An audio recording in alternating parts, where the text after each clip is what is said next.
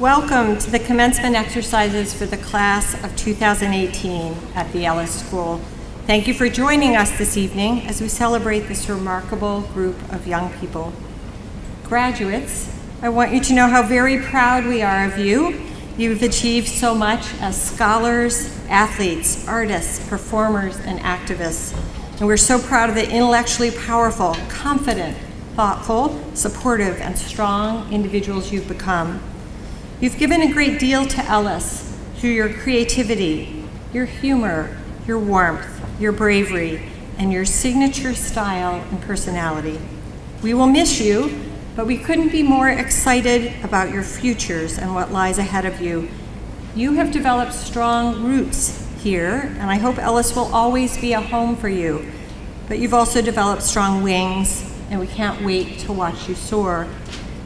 Our ceremony tonight brings together many different members of our larger Ellis community: parents and extended family members, faculty and staff, trustees, alumni, friends of the graduates, and friends of Ellis, all of whom come together to celebrate the class of 2018 and all they've accomplished here, and to witness this important marker of their readiness to step boldly into their next adventures. I know these girls could not have completed their Ellis journey without the support and love of everyone in the audience tonight, and I'm very grateful we can come together as a community to recognize and celebrate our beloved seniors. It seems very fitting to me that our ceremony is taking place this evening in this courtyard. Not only is this a physically beautiful space, but it is in many ways the heart of our campus. Students of all ages traverse these paths as they move between classes. Students study, make art, explore, play, eat, and laugh together in this space. And it's surrounded by the learning spaces for our 3 divisions. Students literally move around this courtyard as they grow up at Ellis, so it seems particularly appropriate that our seniors end their time here. Our ceremony has many traditions, including its participants. I'm joined tonight on the platform by Michael Haggerty, our current board chair, representing the dedicated and incredibly supportive members of our Board of Trustees. I'm also joined by our division heads, Lauren LaShawn, upper school head and assistant head of school, and Michelle Rust, middle school head, each of whom has played a key role in guiding our graduates through Ellis. Also on the platform tonight is our commencement speaker, Dr. Jessica Hammer, and I'll have the pleasure of introducing Dr. Hammer in a few moments before she takes the podium. Sitting to your left, those who processed into the courtyard in their academic regalia, are the Ellis faculty and leadership team. This procession was led by our distinguished Ellis faculty member, Bonnie McConnell, who will be retiring this year after more than 30 years in our athletics and PE department. The balance of our faculty is seated in descending order by years of service to Ellis. Those in the front row are our longest serving faculty members, followed by those who have joined our community in more recent years. This incredible community of teachers is at the heart of the Ellis experience. Please join me in thanking everyone who's worked so hard in support of our graduating seniors.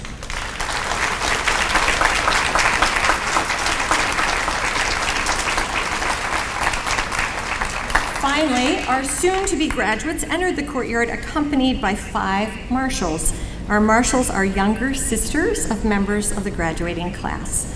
4 members of this year's senior class have served as marshals for their older sisters who graduated from Ellis. We appreciate the service of our marshals and the continuity that their role represents.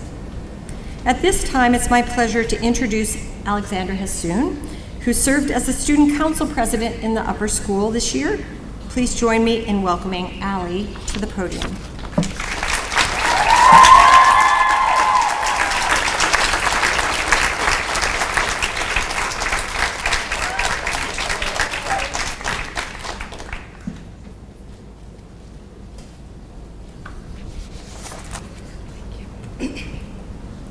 Good evening and welcome. I have had the honor and privilege of serving as the Upper School Student Council President for the 2017-2018 school year. Even though I've had all year to plan for this very moment, I never knew how hard it would be. Saying goodbye to a place I've been able to call home for the past 10 years is something I really don't know how to do properly. This is where I've grown up and it's all I've known. However, it is something I must now do and something we all must now face because things are changing and we are all going on to new journeys. If you don't go to Ellis, you really won't understand what it's like to be an Ellis girl. Ellis has functioned not only as a school, but as a second home full of people who become your family. It is a place where I've created friendships that I know will last me a lifetime. Everyone knows each other, regardless of if you're in the same grade or classes as them. And even though we are all different, there are some things that we will always share, like our love for food. If you haven't been trampled in the line during Heritage Day, then you really haven't fully experienced life as an Ellis girl. Something else that is so unique to Ellis is the close-knit community we have all formed, not just with each other, but with our teachers too.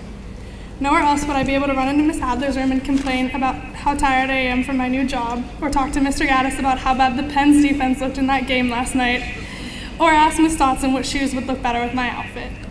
They're always there whenever you need them, even if it's not for academic reasons. Ellis is a place that encourages you to be who you are and teaches you to stay true to yourself, which is something that will help you with the rest of your life. Throughout my time at Ellis, many people have asked me about the all-girls experience and what it means to me. It is because of this all-girls environment that I am the energetic, outgoing person that I am today. I have never felt so at ease in any other setting and have grown so comfortable and confident for this reason. It goes farther than that, though, because I learned to speak up and be proud of my opinions. If you don't agree with something that is happening, Ellis encourages you to have that tough conversation and teaches you that it's okay to disagree, which happens quite often here.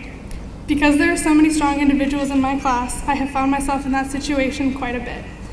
But we were always able to work through the differences and we became closer because of it. It isn't always easy being at Ellis, but the supportive community makes the challenges worthwhile. My classmates are the reason that even on my worst days, I still have a smile on my face and laugh when all I want to do is cry. They are the reason that I actually came to school the day after the Caps ended the Penn season. And that is why I thank you. My class, the people that I have grown up with, you all mean so much to me.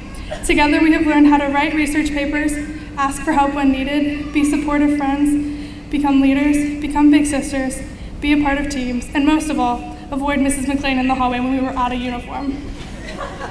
Our successful and fun senior prank day just goes to show that long nights full of work and studying and weeks full of papers and, oh wait, I messed up, I'm sorry. Our successful and fun senior prank day just goes to show that what happens when we all come together and work at something. Okay, now, even after the long nights full of work and studying and weeks full of papers and projects, you were all there laughing and talking as if we weren't the most stressed out we had ever been. You were all there for me this year when I agonized over the details of a dance and even when I struggled with what to say during this speech. Your constant support has kept me going, and I know that I could turn to any one of you for help and you would be there for me. You are the reason that I will look back on my years at Ellis and smile. You are all going to do such amazing things, and I'm so excited to see where your bright futures take you. I also want to thank our teachers for helping us succeed, not only in school, but in our everyday life. For understanding, for caring way more than you had to, and for staying those extra hours to help us when we needed it. I cannot tell you how much we appreciate you. Thank you.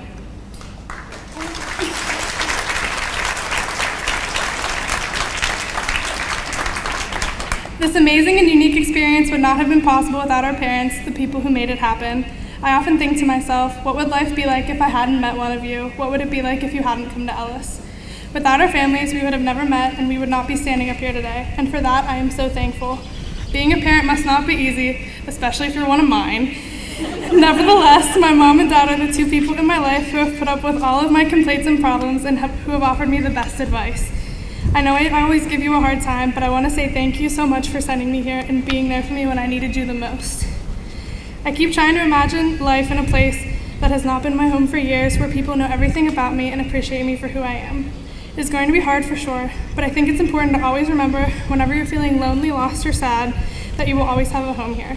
To Ellis, to the parents, to my class, and to my teachers, thank you for the beautiful years here. I will never forget them. I love you guys.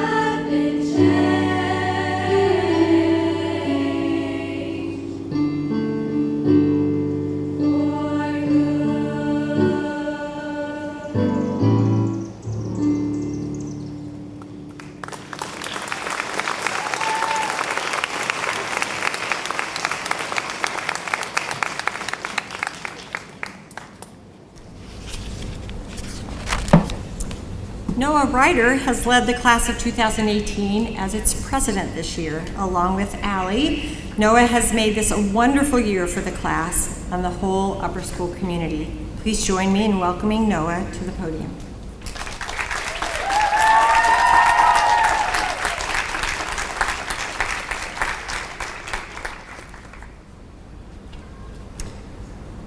Almost a month ago to the day, I found myself standing in a neatly trimmed garden, tearing up a piece of whole grain bread to feed 5 wildly clucking chickens.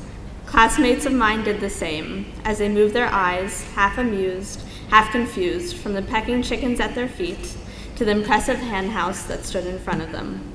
We watched as our Spanish teacher emerged from the hen house, goofy smile on his face, to tell us more about his feathered friends. Bellies and hearts full from the enchiladas we had shared at his dining room table, we listened to one of his many tales as the grins on our faces grew. As I returned home that night, still smiling, I reflected on the experience. My academic career at Ellis culminated in studying for an AP test, seated amongst close friends and my teacher at his dining room table, as we all talked openly about our personal and political opinions in a foreign language. In no other environment could I imagine the scene I painted coming together as naturally as it did. For me, that evening solidified my belief that teachers here have stretched the role of educator far beyond its traditional parameters. In addition to taking an interest in our academic learning, I've witnessed my teachers time and time again go out of their way to learn with us, laugh with us, counsel us, and care for us. Their willingness to be themselves, quirky and rough around the edges, has allowed us to be fully ourselves in class, in the halls, and beyond the walls of Ellis.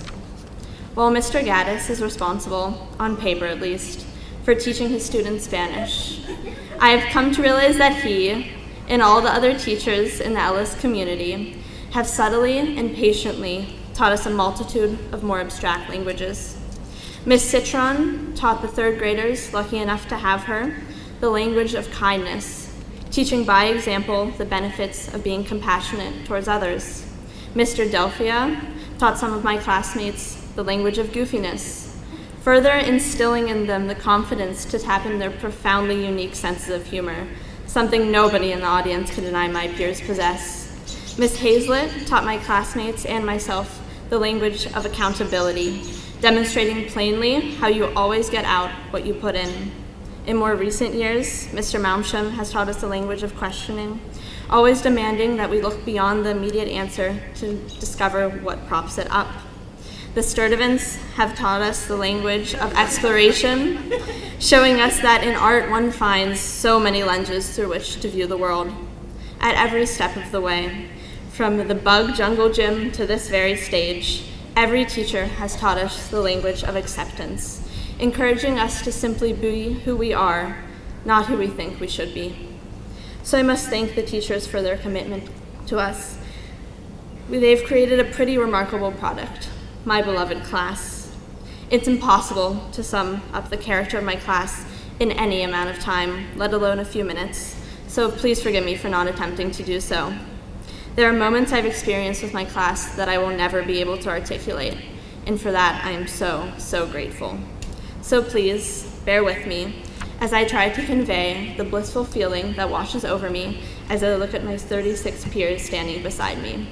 Allow me to expose you to a little bit of their magic. A day at Ellis, 7:45 a.m., the senior lounge. There is no telling what scene you'll find as you open its doors. Some days we're all quiet, lights off, desperately trying to emulate the environments of our bedrooms. Other days we're wide awake, discussing the news, telling elaborate jokes, or seeking reassurance about not having completed whatever assignment. Whatever its state, the senior lounge is the first place that encounters the class of 2018. The lounge's best kept secret, I must say, is on the doors leading to its patio. There exists the quote-unquote rejection wall, universities scribbled on the glass with names and frowny faces attached. I was taken aback by the willingness of my peers to share their rejections, especially as a college deny can knock you down with surprising strength. My classmates' enthusiasm about the rejection wall reaffirmed to me the fact that we, as a group of 37, have moved far beyond niceties and pleasant smiles. We are just as willing to cry with each other as we are to laugh. We strive to lift each other up, not knock each other down. We are not competitive, but instead compassionate. 9:30 a.m. Snack. A fundamental part of the Elysian experience. I think often of those 20 precious minutes and all the different ways I've spent them. As much as the landscape of those snacks have changed over the years, one thing that has stayed constant are the great conversations I've shared in those fleeting minutes. Each one of my classmates is a microcosm of interests, beliefs, and experiences, each with a character so distinct it is almost palpable. It's nearly impossible to wander into the lounge and not learn. And if one has the patience to dive deeper, beyond the incredible facts, observations, and conclusions my classmates produce, I'm confident they will learn immensely valuable life lessons. They will learn how to speak their minds unapologetically, as my classmates do. They will learn how to explore ardently, as my classmates do. And they will learn how to exist unabashedly, as my classmates do. And there is no better lesson to be learned than that one. 11:30 a.m. Algebra, photography, physics, survey of art, European history. My classmates do it all. I think what is more impressive than the array of classes my peers take is the fact that they each approach it differently. The result of this are classmates teeming with personality. Over the years, I've seen my classmates find their voices in different arenas. Through wonderfully composed essays, critiques, and jokes, my peers lit up classrooms again and again. In doing so, they have sculpted a learning environment that is as consistently unpredictable as it is strong. And for that, we deserve to thank each other. 3:30 p.m. I've been so impressed by my classmates' ability to band together to create tremendous displays for Color Wars and Senior Prank Day, something I believe Allie mentioned. I was admittedly nervous for these events, as my measure of super high energy is an excited double thumbs up, but my classmates blew me away. Armed with scissors and creative ideas, I witnessed my peers make incredible displays with enthusiasm and diligence. What impressed me the most was what they came up for Prank Day. The decorations in teachers' rooms were not mean-spirited and certainly not lackluster, but rather very personal and funny. Everyone came together in the breezeway, right here, for a dance party during snack. The day displayed the best of my class. We're high energy, most of us, fun, thoughtful, and while we all have our own friend groups, ultimately, astonishingly inclusive. Kudos, you've made me very proud. Tomorrow, 7:45 a.m. I hope that every single one of you is in bed at that time tomorrow morning, getting some well-deserved rest. But as soon as you step foot on the ground, you do so as an Ellis graduate. Please do not think that every subsequent step you take will be one farther from this school. Some part of each of you will forever exist within these walls in the forms of memories created, friendships made, and lessons learned. Ellis hasn't taught you everything you need to know, but it has taught you how to find the avenues to the answers and the opportunities you will seek. Its teachers have gifted you many languages that will be at your disposal for the rest of your lives. As I look over at all of you, I can't imagine where you'll be in 5, 10, or 30 years. And that's really wonderful. What I do know is that you'll each be in a place wholly different from your peers, charting new territories, discovering new things, becoming new people. But among all the uncertainty, there is, and forever will be, a truth that we share. Ellis has imprinted on us as much as we have imprinted on it and each other. No matter how far we travel in distance, no matter how much we grow as people, we are in some incredibly special and indescribable way bound by what the school has taught us and what we have taught each other. Thank you.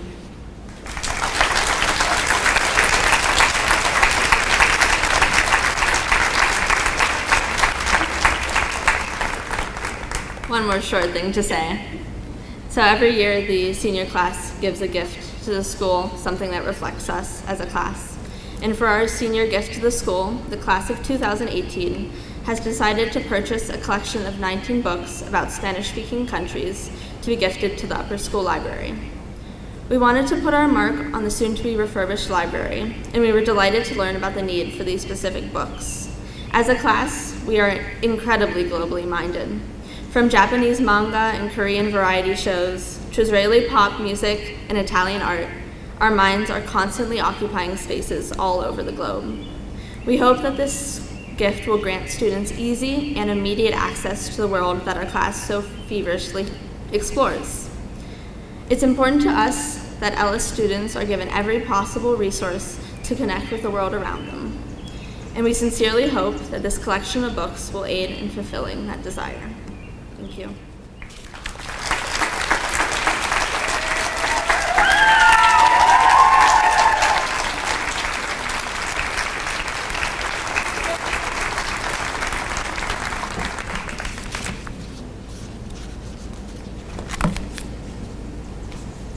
Our tradition at Ellis is for the graduating seniors to take the lead in identifying someone in the larger community from whom they'd like to hear at their commencement ceremony.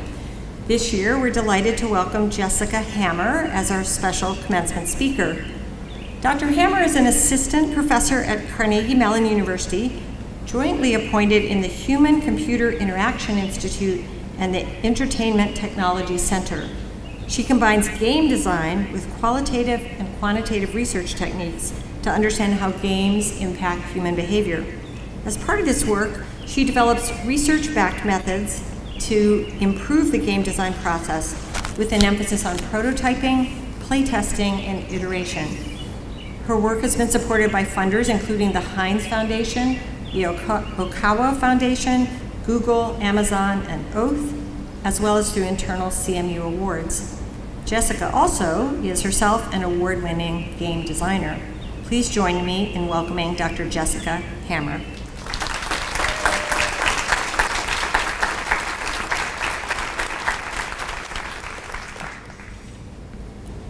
Good evening, everyone. Thank you so much for inviting me to speak to you tonight, and congratulations to the class of 2018.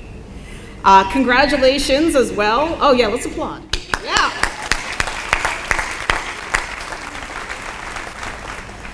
Congratulations as well to you, the family and friends of the class of 2018. I'm sure you're all very proud of the graduates up here on the stage tonight. Graduates, as Ellis students, I know that you've worked hard over the past 4 years, more for many of you, and that you have accomplishments in a range of fields under your belts, from robotics to journalism, social justice to the visual arts. Your passions and your interests are wide-ranging. But I also hope you had some fun, because speaking as a game designer, if you're not having fun, then I'm out of a job. I want to tell you a little bit about what I do. I'm a professor at Carnegie Mellon University, and my research area is games and play. And I make games, I study games, I teach game design, and in particular, I work on how games can change the way that players think, feel, and behave. In just the last year, I've worked on games that help kids be more curious about science, games that help families talk more honestly about mental health, and games that teach players about women's history. Now, games aren't a panacea for every problem, but in the right context, they can be transformational. In our daily lives, for example, we usually want to eliminate obstacles so we can do what we want to do more easily. But in games, we do the reverse. We make rules that make it harder for us to accomplish the goals of the game, and then we celebrate playing by them. So imagine basketball where the hoop is on the ground, or hopscotch where you could just walk up and down the squares, or Super Mario where Mario was always invulnerable. It might be easier to achieve the goals of these games, but they'd be a lot less fun. Games change our attitude toward rules, and mastering rules is a key skill for any game designer. So, as you prepare to go out into the world, I'd like to give you a game designer's blessing. First, may you know the rules. Knowing the rules lets you play by them and succeed. As a child, you get told these rules explicitly, right? Brush your teeth, do your homework, eat your vegetables. But as you get older, the rules will be more and more left unspoken. What major should you choose in college? How do you meet new friends? When you have a job, when is it okay to ask for promotion? Now, you'll find people along the way who are willing to give you advice, but many fewer people who can articulate the hidden structures that shape the specific advice that they give you. So to know the rules, you will need an analytic mind and a keen eye for observation so that you can discover unspoken rules and puzzle out their effects. But here's the thing. Knowing how rules affect you is only half the battle. The novelist Anatole France wrote, "The law in its majestic equality forbids both rich and poor to sleep under bridges, beg in the streets, and steal loaves of bread." A rule that has no practical effect on your life may have a profound and powerful effect on the lives of others. For example, in most of this country, it's legal to put someone in jail if they don't pay a speeding ticket or other kinds of municipal fines. Now, if you've got even a few $100s in the bank, this might sound like a reasonable deterrent, right? Stop people from skipping out on paying what they owe. But those people who can't pay end up in jail.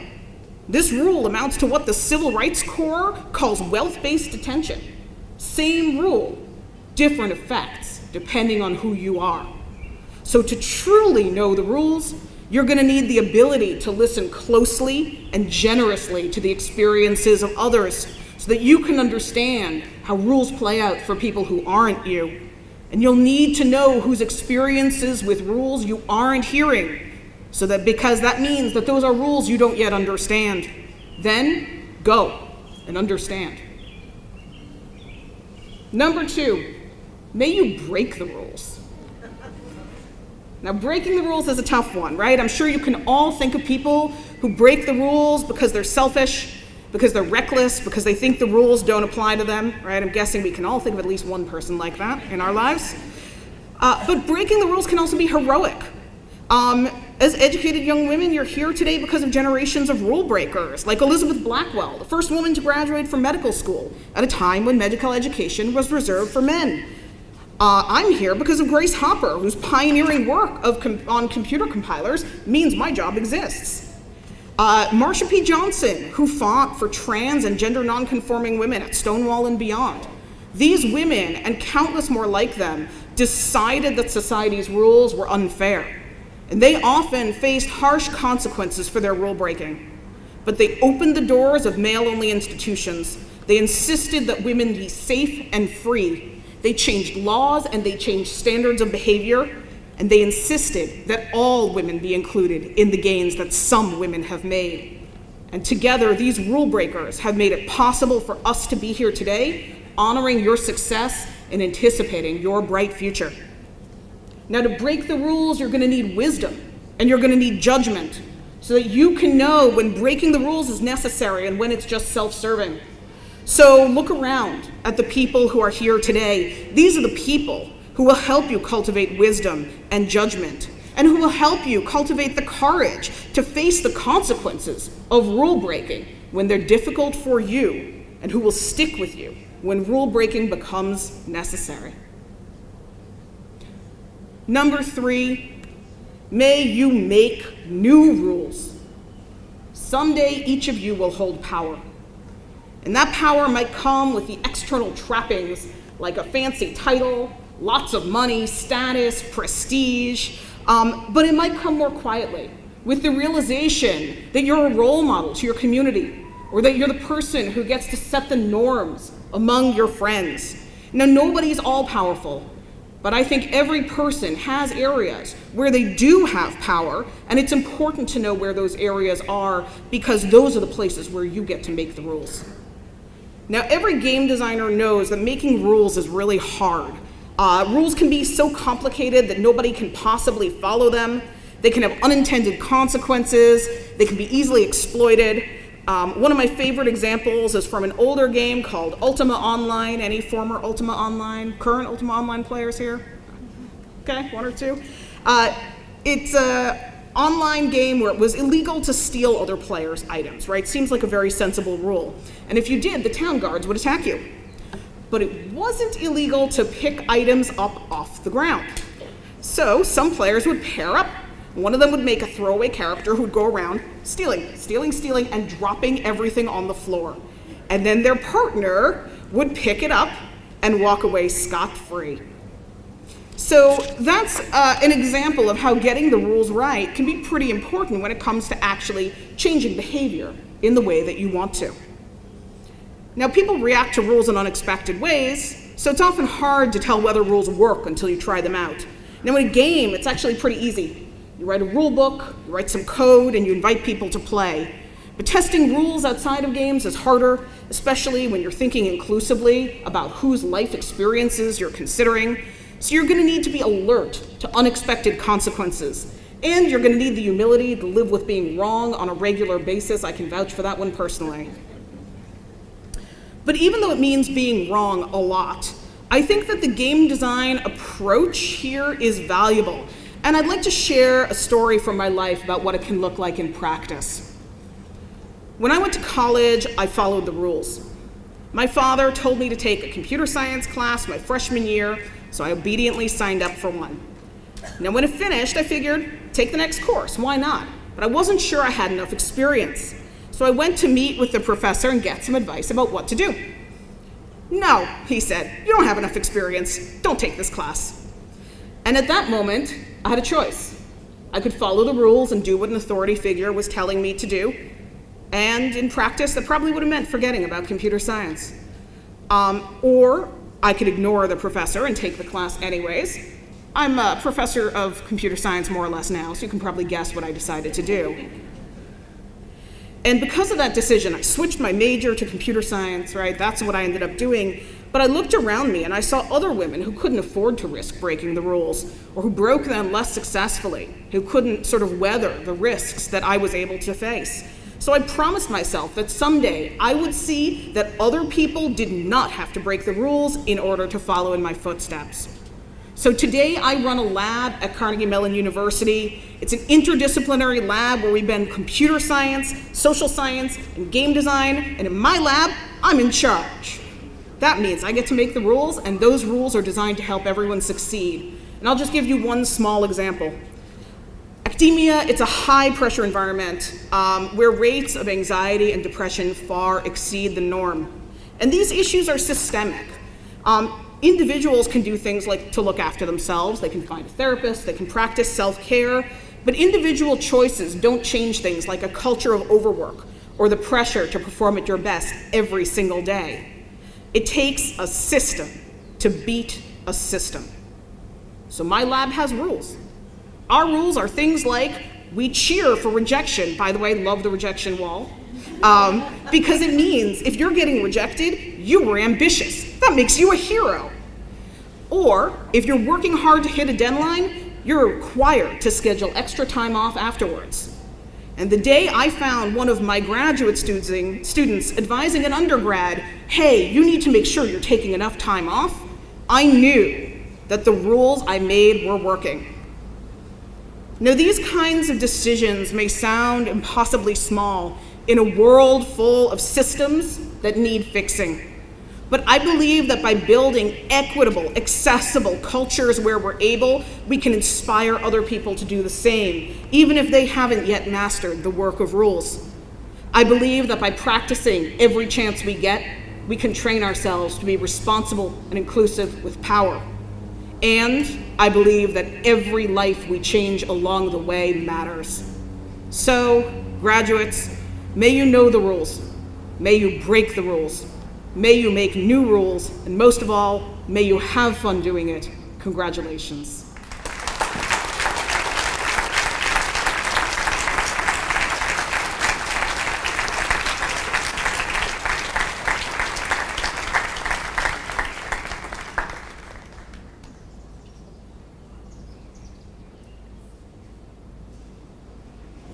Music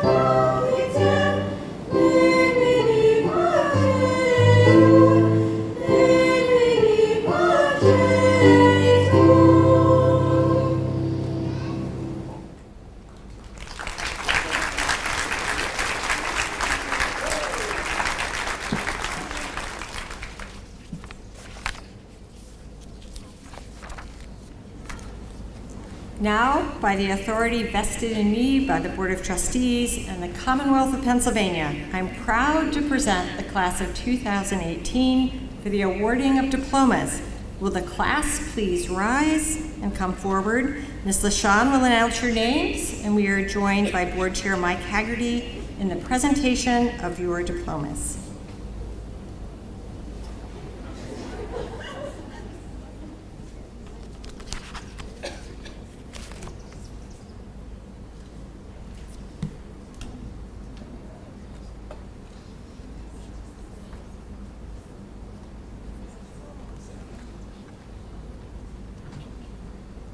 Noah Grace Ryder.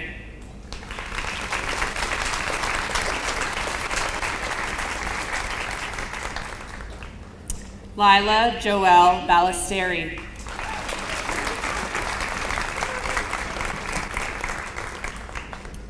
Madeline Pei Chen Barth Wu.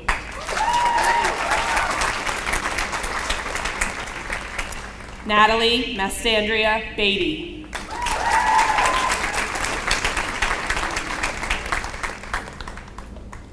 Emma Elizabeth Basello.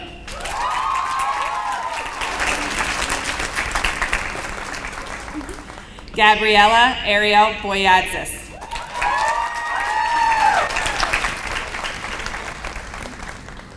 Oliver Eli Burnett.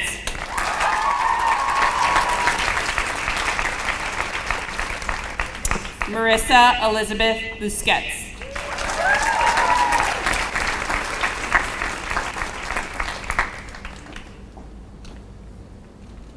Leela Sophia Canuelas Puri.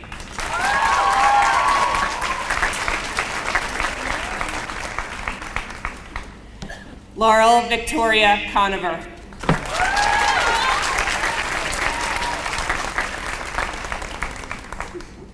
Catherine Julia Kryman.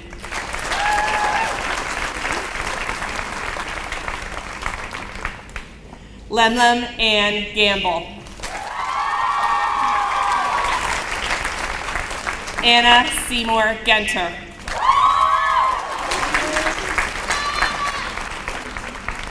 Avelpia Gerolakos.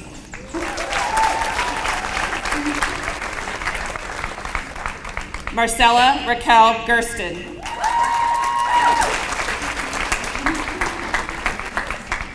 Maya Ginter Frankovich.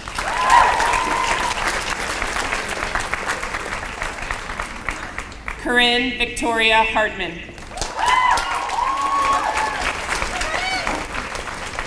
Alexandra Nicole Hassoun. Hannah Lee Hummert.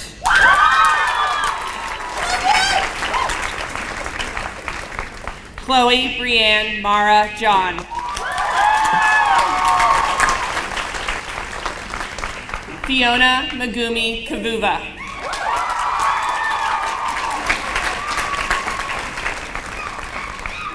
Natasha Alexandra Kozovsky.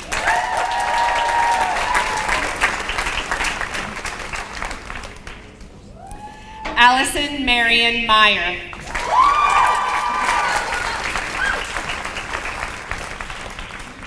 Navina Nanda.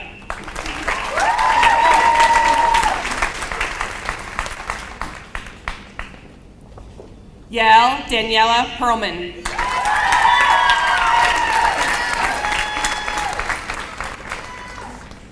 Ashley Lynn Priori.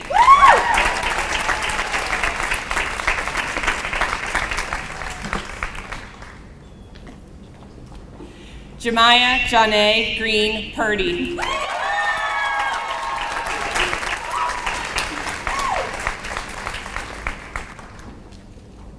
Amia Sandhu.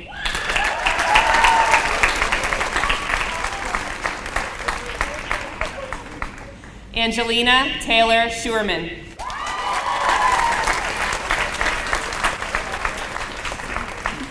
Violet Perpetua Shattuck.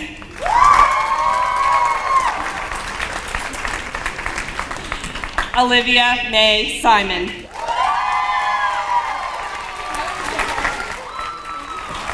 Wea Moon Slater.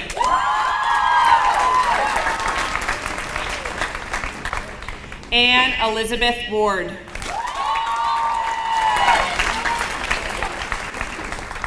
Mari Joanne Margaret Webster.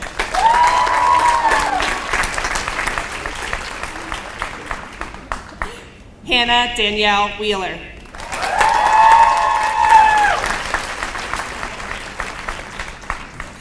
Margaret Mateer Wolf.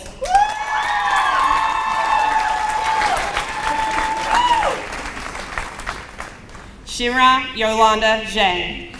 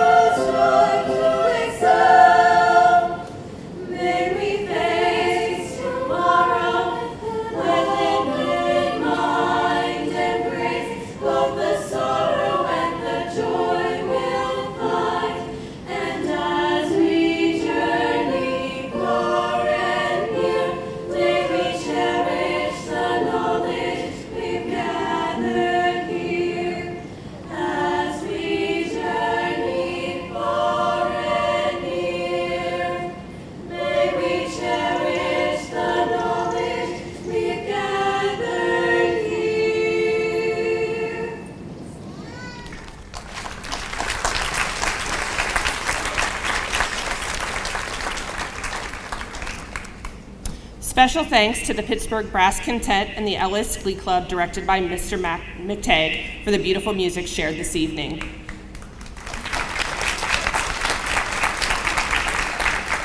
Will the graduates please stand, because I didn't get to do this yet, so please stand. It is my distinct pleasure to present to you the Ellis School Class of 2018.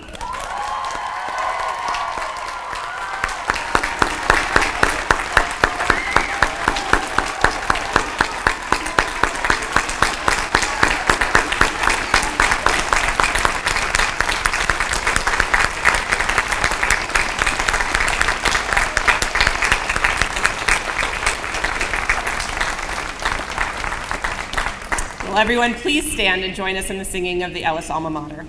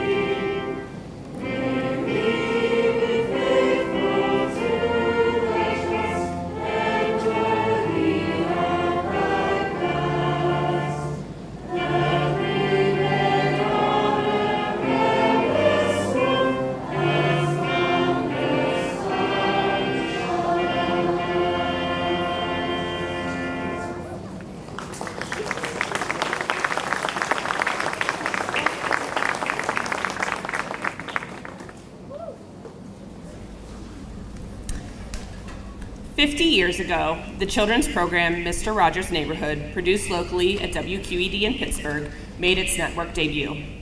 It seems appropriate in this anniversary year to close tonight's ceremony with the words of Fred Rogers. Often when you think you're at the end of something, you're at the beginning of something else. I've felt that many times. My hope for all of us is that the miles we go before we sleep will be filled with all the feelings that come from deep caring: delight, sadness, joy, wisdom, and that in all the endings of our life, we will be able to see the new beginnings. Class of 2018. Though you are at the end of your Ellis career, you are at the beginning of your future beyond the Ellis walls. During your time here, you have experienced all of the feelings that have come from deep caring. You have delighted in the moments with your classmates, laughing in the courtyard, dancing in your lounges, sharing an inside joke. There have certainly been times when you have felt sadness, disappointment in an assignment not turning out exactly as you had hoped, a loss in an important game, frustration at not understanding a concept as quickly as you would like. But we have seen the joy in your face when the concept finally makes sense, when you receive the acceptance to the college of your choice, and this evening as you are being celebrated as esteemed graduates of the Ellis School. And in your time at Ellis, you have gained wisdom from your teachers, your parents, and from each other. You have felt the deep caring that has come from spending 1, 2, 4, or 13 years in a school that knows each of you so well. It is in this, the ending of your time at Ellis, that you have found your new beginning. As you embark on your next stage of life, it is my wish for you that you continue to be filled with delight, joy, and wisdom, and that the sadness you experience is never more than you can handle. Look towards your new beginning with excitement. Your parents, teachers, administrators, and trusted friends share in that excitement with you.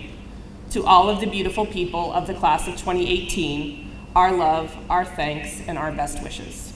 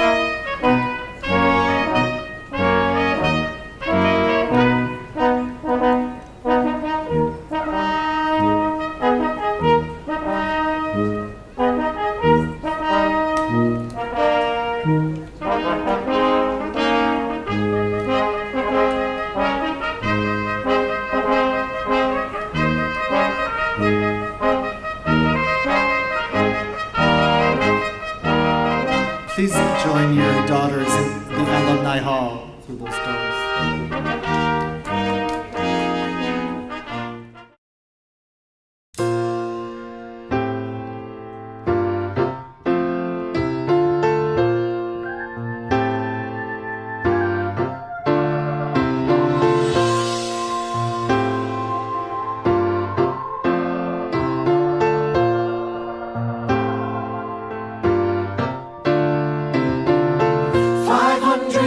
525,600 minutes, 525,000 moments, oh dear.